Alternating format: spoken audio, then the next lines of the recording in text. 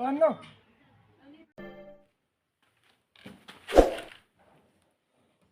Hayyee akkam jirtan fayyaa jirtanii maatiiwwan kaasuu shoo akkam jirtu fayyaa keessanii nageenyi badhaadhaa isin biratti nullee nagaadhaa isinillee baga nagaa fayyaa taatanii yeroo isaa kana nagaadhaan hedduun isiniin jenna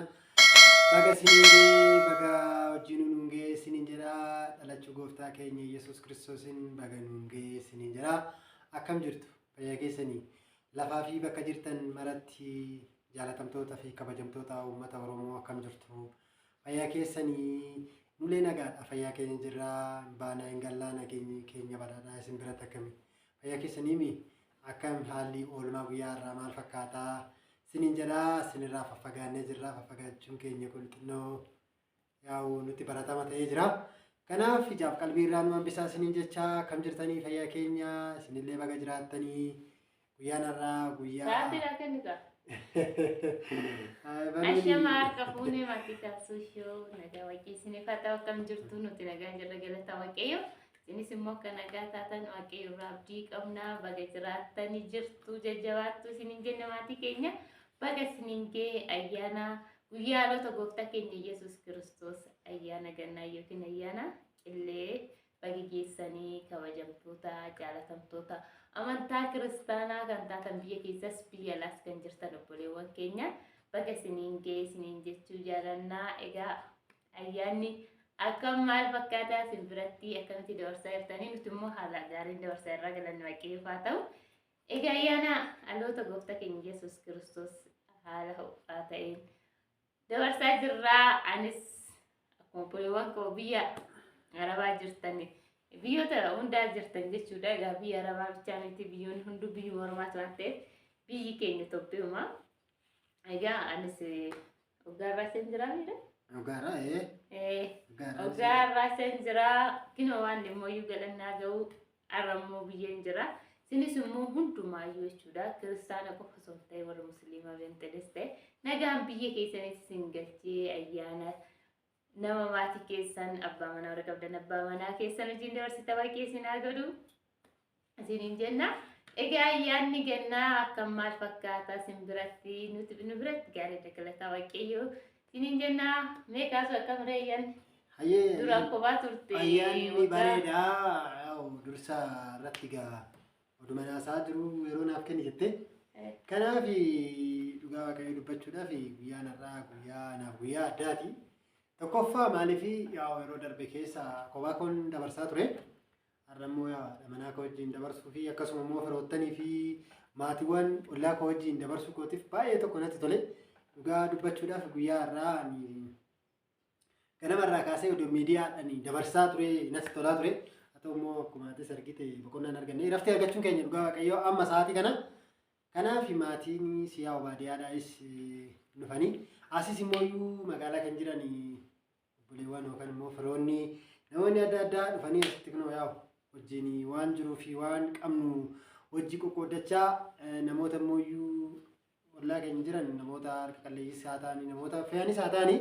yaa'u kamaatii beektu kamaata argite sanii yaa'u wajjin dabarsinee waan qabnu addaan qoodannee wajjin kan dabarsaa ture waaqayyoollee kan jaalatu kan qabdanirraa nama hin qabneef qooda akkuma gooftaan jedhe san kanaaf yaa'u anaaf guyyaan irraa guyyaa addaatti jechuu barbaadete. Tokkoffaan argachuu keetiin hojii dabarsu. Dhugaa waaqayyooti sirrii keeti inni dhugaadha kanaaf yaa'u si argachuu keetiifis nan gammada inni biraa immoo yaa'u nyaata akkasitti keessummaa yookaan immoo ollaan dhufee maatiin dhufee akkasitti hojiin dabarsuudhaaf baay'ee natti tole beektaa. Kanaaf warroonni immoo biyya ormaa jirtan. Egaa maatiin duraan yeroo ani biyya hambaa jiru sanitti jechuudha maatiin hin dhufan maatiin isaatiillee ta'e kan kiyyallee jechuudha nurraas waa fagaatanii hin dhufani garuu nama ofii jennaan ganama nutti dhufan jechuudha dhugaa dubbachuudha fi waan hojjennes dura qopheessinee waraabnee viidiyoo isin erginee turre jechuudha egaa nuuf hin milkoofne maaliif hin beektanii maatiin baay'ee kaameraa fuuldura taa'uun qanaanii Dingata nuti dhufan jechuudha ganamaa nuti dhufan dhugaa dubbachuudhaaf duraan gizeen asi jiru san hin dhufan isa bichaa waan ta'eef homaa hojjetu innis hin deddeema malee manatti hin hojjetu amma ganamaan jalqaba nu bira dhufan jechuudhaan beektan maaliif seeti maatiin maaliif dhufuu dida seete yoo sanii anis yaa'u as baadiyyaa magaalaa gara baadiyyaatti hin deema malee magaalaa gara baadiyyaatti hin deemamu sirriidha waan aadeffannaadha maatiitu gara maatiitti deema malee ijoolleetu gara maatiitti deema malee maatiin gara ijoolleen dhufan duraanii yaa okaa dirqama immoo kophaa jiranitti maatuma biraan tola waan hunduuyi kanaaf mana keessattis namni waa qopheessu waan hin jirreef akkasuma daabbumaa fi waa wayiiti raayis bitamu kaa daabboon yaa'u isumaan dabarsaa turre har'a immoo waaqayyo haa galatu gooftaan yaa'u maqaan isaa yeroodhaa yerootti kan galatoome haa ta'u yaa'u kunoo siis na badhaase akkasumas immoo ayyaanni waggaa kunis ayyaana badhaasati isinis warroonni biyyaan baa jirtanii obboleewwan keenya warri biyya alaatitti gadadoo guddaa argaa jirtan gara biyya keessaniitti deebitanii warri abbaa manaa qabdan abbaa manaa keessa wajjin laayifii akkanaa yookaan immoo yeroo akkanaa akka dabarsitan rabbi irraa abdii qabna nullee kanaaf yaa'u mee baluuni wanni qopheeffattee kan jiraatu ta'e jaalatamtoota keenya wayii jette. Ani kaa ayyaanni baay'ee kan namatti tolu dhugaa dubbachuudhaaf garuu qirna jedhee jira. Maaliif? Maaliif qirna jedhee keessummaa keenya ganamaan nutti dhufanii egaa waan hojjenne hundaa isinii ergine jennee turre dhugaa dubbachuudhaaf jechuudha. Viidiyoo waraabnee isinii ergine jennee nyaata hojjenne waan hundaa jechuudha qopheessinee turre numaa qopheessee uffata uffachaa jiru barri nutti akkaakaan. Bakka warri nuti akkaakaan beektanii warri baadiyyaas miti warra magaalaatti gin viidiyoo waraabuu irratti baay'ee daanittis waan jiraniif nuti daa'im kazaa nuti isin dirqisiisne bakka kana qopheessine illee viidiyoo waraabi maaliif waraabne garuu ani silaa dubarteewwan keessatti baay'ee nuwannoo ta'ellee nu muddellee maaliif nama gara biraattis waan deemaniif yaa'u namni bakka tokko taa'u guyyaadha nuti yoo amma gara biraa yaamicha biraa qabna gara biraa deemuuf saganteeffannee kan jirruuti amma yaa yeroo gabaabduu keessatti isinii wal arginu malee addaan turree jirra waan ta'eef guyyaan har'aa kun immoo guyyaa namoota hundaan wal argan jenneeti gara keessanitti dhufne ijaaf qalbii irraa nu hambisaa isinii jechuun keenya jalqaba duraati irratti kanaaf ammaa fi yaa'u waan qabnu fi waan jiru anyaan nu dhumnuun jira ani dhugaa waaqayyoo dubbachuuf ganama yeroo wanti hundi qophaa'ee yaa'u ka fotoon illee isinii erguu dandeenya. Video ani waraabne jennee kan waraabne wanni gabaabduu wayii yeroo maaf waraabne silaani dubartii daana keessa nu ay ganama gizee waan san hojjennu san yaa gizee alatti waa qalanne san yaadeen ture haa ta'u immoo viidiyoo gabaabduu wayiitii waraabeetiin ture waraabde ishii yaa'u galakkisuu ni dandeessa gizee san gizee ani jechuun maatii nu bira jira yoo sanii rakkoon keenya tokkoffaa maal seetan nama hin qabnu waan ta'eef nama nu gargaaru hin qabnu kanatti bakka anis hojii af jedhee biizii waan ta'eef bakka asiifachi keessummaan of hin beektanii asiifachi waan jedheef wanuma viidiyootu waraabne dura garuu hin waraabne jennee numaa uffata uffannee barri nutti akkaakaan bakka booda hin jiranis ijoolleen gini bakka hojii jedheenis biizii ta'e kaasuunis akkuma koo yaadannee farsoo dhuge xiqqoo. Lakki farsoo illee dhunne haa ta'u kaa dirqama ka guyyaa irraa kan guyyaan sakkaruun garmana illee jiraachuu baatu xiqqoo ishee moo jechuunis kama jirtu dirqama kanaaf warroonni immoo farsoos jaalattan kennitus warroonni jaalattan yookaan immoo foorreetis namoonni nyaachuu jaalattan akka carraa taatee re'ee yoo dhiiga gurraanu sanii yoo sanii namni tokko dhiiga laaluun jaalatu fakkeenyaaf kan akka haadha manaatti yaa akka baluudhaa gobaziinoo jiraatti. Amma kaasuma afaan hojjedde malee ani nyaadhu jechuudha gara dubbachuudhaaf ani maal nyaaddaa gizee ayyaanatti illee gizee kaan iyyuu shiruma kiyya shiroodhumaa fi anqulaaliidha shiruma kiyya anqulaaliyyuu nyaaddu haa ta'u gaa yeroo takka takka shiruma kiyya afaan matti shiroodha jedhee bakka illee si dhibu maal na himte anqulaaluma sana ani kanaafiyyuu ayyaanni qopheessuu bichaa na biratti jechuudha qopheessuu malee nyaachuun hin jiru. Kanaaf egaa dhugaa dubbachuudhaaf haala gaariin dabarsine gin qirni kan nu jedhe viidiyoo waraabu san irratti nyaata irratti ammas garuu ganaa nutis keessummaa qabnaa ganaa nutis hin deemna ganaa immoo keessummaa galgala hin qabna keessummaa galgalaatis garuu warra viidiyoo nu sarmanii miti xiqqoo hin beektu isin hin beektu warroonni intini jettanii baay'inaan beektu maaliif namoonni tokko tokko xiqqoo namni dhimeen xiqqoo inni jedhe kun waan kana maaliif ganna lakkisaa echan dhaquu edaa jedha namoonni tokko tokko xiqqoo ishee warroonni karaa maanguddeen sirriidha kamaarree Maanguddoon hin sarmanii dhiifama naa godhaati. Maanguddoon yaa waan tokko irratti waan wayii itti fakkaata. Kanaaf isanii fi isiniin jennaa jaalatamtoota fi kabajamtoota uummata Oromoo. Simbiratti mee ayyaanni akkamii obboleewwan keenya biyya baarra jirtanii? Egaa nagaan waqtii biyya keessanitti sinaa galchuu nama ayyaana biyya keessanitti dabarsu waan hundaa gammachuus gaddas ta'e biyyumaaf tola waan ta'eef kanaaf hunduma keessan waqtii biyya keessanitti sinaa galchuu ayyaannis egaa baay'ee bareeda dhugaa dubbachuudhaaf manaa hin baane manumatti dabarsine wanoo keenyatti egaa boruka waamichi kan deddeemnu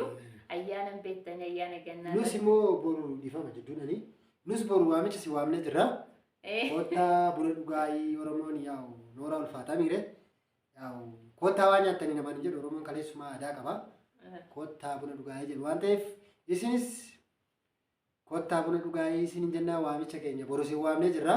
Kota buna dhugaa isiniin jennaa yaa'u baluuni ganama buna akka nu daafiftu abdii qabna. Nyaata jedhamu maaf kota nyaaddaa safuu waan ta'eef nyaadhaadhaaf nama nyaatanii waamanii beekte kottu buna dhugii kottu buna sii daffifna yookaan buna dhugii kottuti gorii buna dhugdaa jedhan malee kottu waa sii kenna waa nyaataan jedhamu safuu waan ta'eef waan kaleessa hin jirre waan kaleessa hin jirre Oromoon daanduma kaleessa jiru saniin qabatee deemaa jira. Kanaaf buna jechuudha ka. Buna dhugaa'ee jenneen. Bakka kota kamu dhugaa'ee warri buna jaalatanii waan biraatis majaataan injira yoo rakkoon hin jiru waaqayyo qabaatadha waan ta'eef homaa wanni dhabaam hin jiru. Kanaaf yaa isinimee akkamiin dabarsitanii maalirra jirtu isin akkamii haala kamiin dabarsitanii isin ayyaanni kun mee maal fakkaata isin biratti keenya kunoo akkana isiniin jenna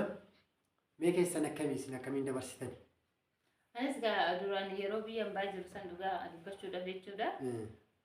Gizee namni nyaatu fa'aa nyaata baay'eetu kunirra jechuudha. Gizee ayyaana keessattuu nyaata namni warri yuutuubaroonni baay'een nyaata amma waraabanii yoo dabarsa sana naaraa dhugaa dubbachuudhaaf jechuudha. Maaliif bakka nyaaddu na godha. Garuu ani nyaata gizee baay'ee ayyaana irratti hin beekamaa warri kiristaanaa hin beektanii nyaata warri bakka foon irraa hojjeta baay'ee jechuudha. Handaaqqosaa ta'u wariisaa ta'u. Garuu ani immoo nyaachuun jaaladhu isaan nyaadhu. Bakka yoo ilaali garuu bakka wanni Itoophiyaa waan ta'eef des na jira sirriitti jechuudha. Akkasumas sabni ani illee yoon galee nyaadhaa jedhagin kanaaf obboleewwan keenya immoo iyyuu hundumaa waan nam biyyaa fi wajjin wanni hundumtuu iyyuu kanaaf kiristaana musliima waliin jennu hundumtuu biyya hambaarra warra jirtan. Waaqayyo nagaan biyya keessanitti sinaa galchuu isiniin jennaa ayyaanni keenyas kana fakkaata dhiifama nuuf godhaa garuu nyaata maaliif akkuma isin jenne dura dingata nutti dhufaniiti numaa uffatee waraabne jennee waan hunda qopheessine oduu isaanii nufi waraabne jennee waan hunda qopheessine nutti seenanii maqaanis keera buna kan guyyaa duraatii fi kan guyyaa taanu tokko miti bakka taanan guyyuma duraa kana kanaaf ijaaf qalbiirraan waan bisaa dhiifama nu godhaa isin jenna dhiifama isin gaafanna Oromoon dhiifama yoo nama gaafate yaa safuudha nama biraan dhabu. Kanaaf yaa jaalatamtoota fi kabajamtoota maatiiwwan Kaasuu Shoo ijaaf qalbiirraan waan bisaa isin jenna ayyaana biraatiin haga walitti deebinutti isin jaalannaa ayyaana gaataa nagaan nu turaayii illee waamicha san waan deemnuufi kanaaf ijaaf qalbiirraan waan bisaa isin jaalannaa lafa jirtanii fi bakka jirtanitti nagaadhaan nu jiraadhaa isiniin jenna. Egaa ayyaana gaarii isiniif haa ta'u isiniin jenna kan waggaa waggaattiin waaqayyo nu haa ga'u bakka jirtanitti waan isin haa teessu isiniin haa ta'u isiniin jenna Oromoo keenya nagaa nuuf taasisin jaalanna ayyaana gaarii. Isin jaalanna galatooma faadhaa horaa bulaa deebanaa fayyataa. Maatii keenya ifama nurraa taasiniin jenna maaliif marbaati nu jala bade dhugaa nyaata isinii waraabna jennee muraasa garuu egaa marbaatiin keenya nu jala bade kunoo hin jira foonillee hin jira marbaatiin hin bade waan ta'eef hin mul'atu marbaatiin nu jala bade warri immoo handaaqqos jaalattanii warri maa akkasuma foon jechuudha warri jaalattanii koottaa waan hundumtuu guutuwaa hin jira isiniin jenna. Bunnis immoo daffaa jira Koottaa farsoonis hin jira, kenatoonis hin jira. Waan hundumtuu guutuudha. Koottaa yaa nyaannu yaa unnu siniin jenna. Egaa obboleewwan keenya marbaatii keenya nu jalaa bade dhiifama siniin jenna. Bunni sin jira. Kinoo amma bal'attuun buna daffisuu fi koottaa bunni sin jira. Kinoo siniin jenna. Obboleewwan keenya warri buna jaalattan koottaa buna illee amma daffisuufani koottaa buna yaa unnu siniin jenna. Waan hundumtuu guutuwaa kanaafuu koottaa siniin jenna. Egaa ayyaana gaarii nuuf haa ta'u. Jiraadhaa sin jaalannaa siniin jenna. Kan waggaa waggaa